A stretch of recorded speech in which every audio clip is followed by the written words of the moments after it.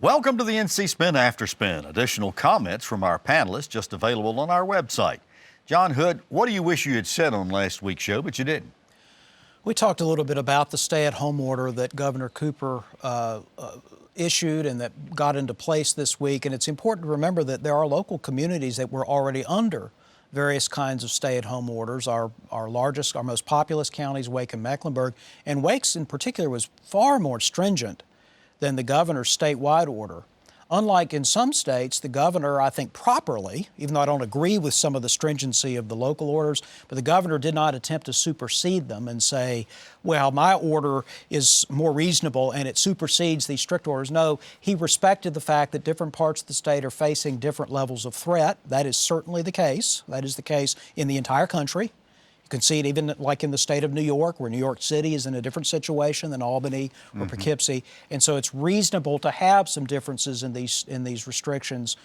We don't have to have a statewide and certainly not a national consistent standard. I know people sometimes want that, they want the clarity of it, but that is unwise because the different levels of reaction are relevant to the different levels of threat. We simply cannot. As I said, we can't issue a blanket stay-at-home order, everybody except healthcare workers and grocery workers, and live that way for 3 months around the country. That's preposterous.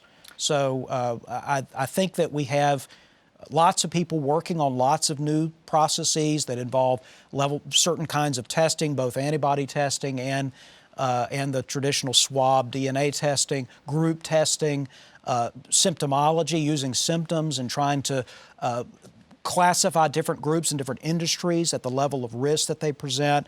I think North Carolina could be a leader on this. I hope we become one. I asked Secretary Cohen when and what was she going to be looking for to decide when to relax the stay-home order? What specific data? And she said, well, they're working on that, but they're certainly not there yet. There's a lot of debate about what that should be. Dr. Fauci at one point said when we don't have a case reported for something like that, well, that is not a reasonable standard. But some other standards, there has been a lot of discussion about the costs and benefits, and that's appropriate because the cost, not just in lives and in economic loss, but the cost to our freedom of being essentially imprisoned in our homes is significant. It may be warranted. I'm not saying it isn't warranted, but it's significant, and we need to understand that we're going to weigh these costs and benefits going forward in time. And another factor to this is psychological cost. Absolutely. And that's becoming more and more evident as we proceed with this. Well, thanks for watching the After Spin. We'll have more video all during the week on ncspin.com.